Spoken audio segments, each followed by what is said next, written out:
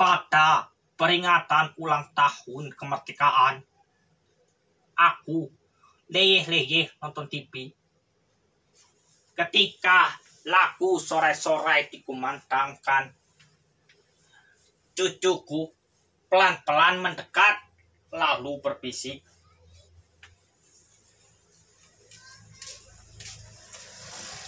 "Oke, apakah kita sudah merdeka?" Aku terkejut. Apa?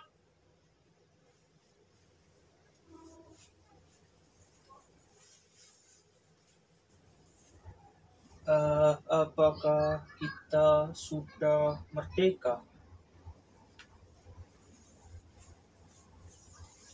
Aku mulai marah.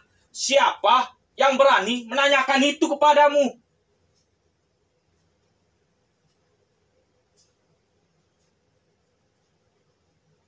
Aku baca di koran, Kek. Cucuku mengeluarkan sobekan kertas dari sakunya dan kemudian menunjukkan kepala berita. Darahku mendidih. Media sekarang semuanya edan. Isinya cuma sensasi, bukan fakta. Kukayuhkan tangan cucuku, kududukan di sampingku. Duduk, jangan bicara dulu. Dengarkan kakek baik-baik. Apa-apa saja kerjaan gurumu di sekolah? Apa gurumu sudah berhenti mengajar sejarah Indonesia? Apa gurumu tidak pernah memberitahukan kepadamu bahwa pada tanggal 17 Agustus 1945 jam 10 pagi di Jalan Pegangsaan Timur, Bung Karno dan Bung Hatta telah memproklamirkan kemerdekaan kita.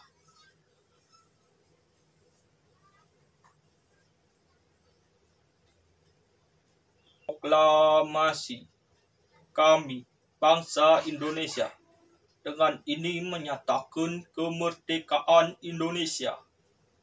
Hal-hal mengenai pemindahan kekuasaan dan lain-lain diselenggarakan dengan cara seksama dalam tempo yang sesingkat-singkat. Jakarta, 17 Agustus 1945.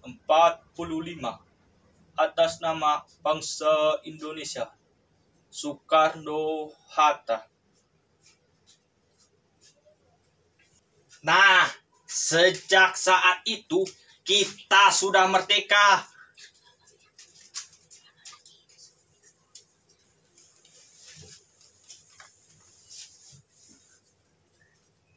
Jadi kita sudah merdeka ya, Kek?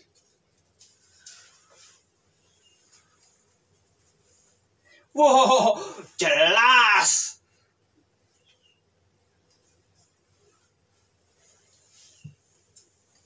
Kalau kita sudah merdeka, Kek, kenapa kita masih miskin?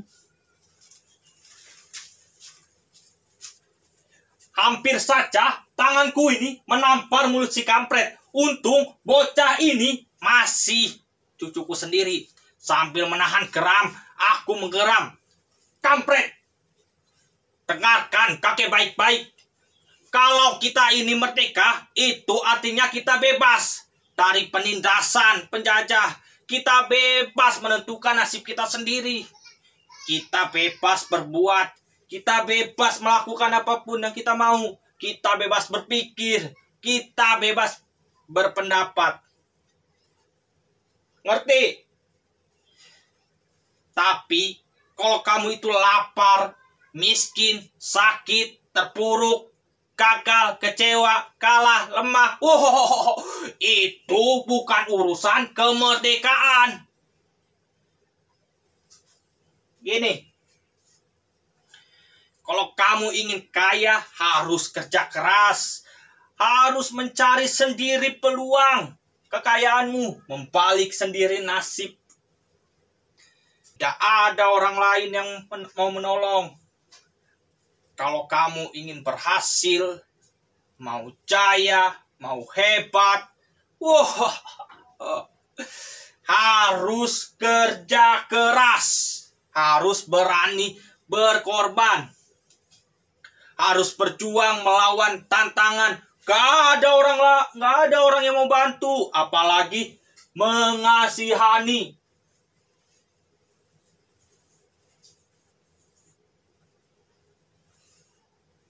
Tapi kalau kamu itu ulet, berprestasi, pintar, kamu bakal jadi orang nomor 1. Tapi kalau kamu malas, bodoh, teler, melempem, doyannya hanya mengeluh, mengemis, protes, aku yakin kamu akan miskin seumur hidup. Karena sebentar, kakek masih mau bicara. Karena jika kita merdeka, kita harus bisa mempergunakan sebuah kemerdekaan yang diberikan.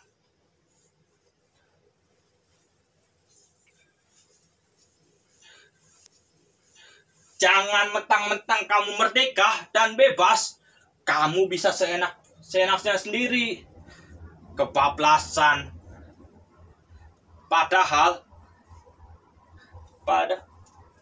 Sebentar, kakek masih bisa ngomong.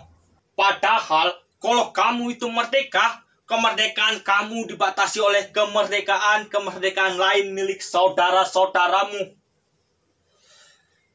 yang ada di lingkungan kamu sendiri. Walhasil, kalau kamu merdeka, sebenarnya kamu itu tidak merdeka. Mengerti?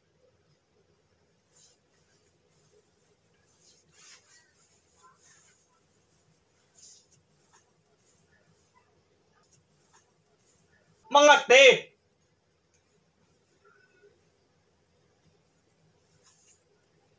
Ngerti?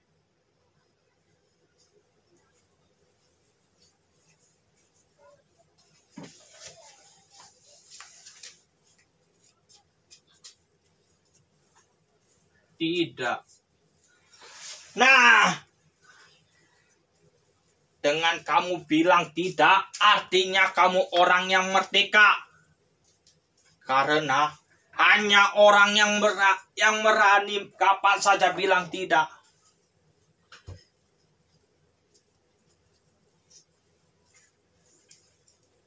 Di layar televisi, sang saka telah dikerek di langit tinggi.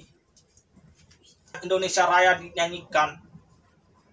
Aku terlempar ke masa revolusi ketika pergi ke hutan bersembunyi di balik ketiak-ketiak bukit mencegat konvoi tentara kolonial, menghancurkan jembatan malam-malam, mengendap ke kota, menyusup ke tansi militer kolonial untuk mencuri senjata. Tapi kami disergap karena pengkhianatan. Kami lari dan kakiku tertembak. Kami semua jatuh ke dalam sumur yang tua.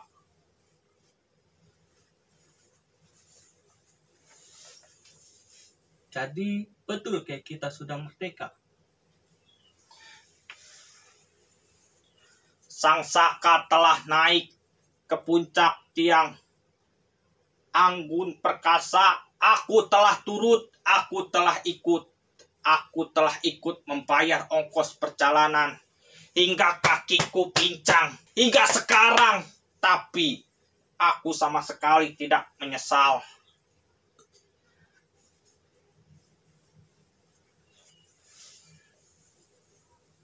Jadi betul kayak kita sudah merdeka. Pada masa kemerdekaan, aku letakkan senjataku, aku ambil cangkul dan kubawa ke sawah. Hidupku tenang sampai pada suatu saat ada yang memfitnahku, mengatakan akulah pengkhianat. Ketika kami dulu disergap, aku Karakan dan aku dipenjara selama 4 tahun. Dalam penjara akhirnya aku sadar orang yang memfitnahku itulah pengkhianat yang sebenarnya. Setelah aku bebas, aku cari dia. Tapi ternyata dia malah jadi pejabat yang sangat dicintai oleh masyarakatnya. Dia tahu aku datang. Dia suruh orang untuk memberengusku.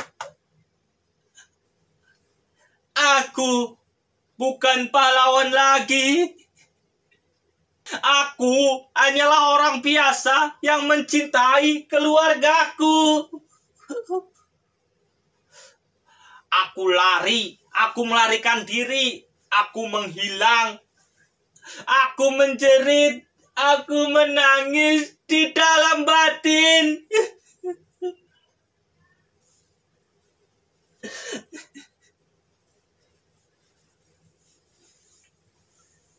Kalau kita sudah merdeka, kenapa kakek menangis?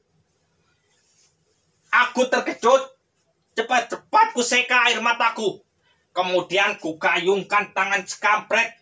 Dan ku tutup mulutnya. Kampret. Kakek menangis. Karena kita sudah merdeka. Hanya orang merdekalah yang boleh dan berani menangis. Dimanapun dan kapanpun kamu ingin menangis.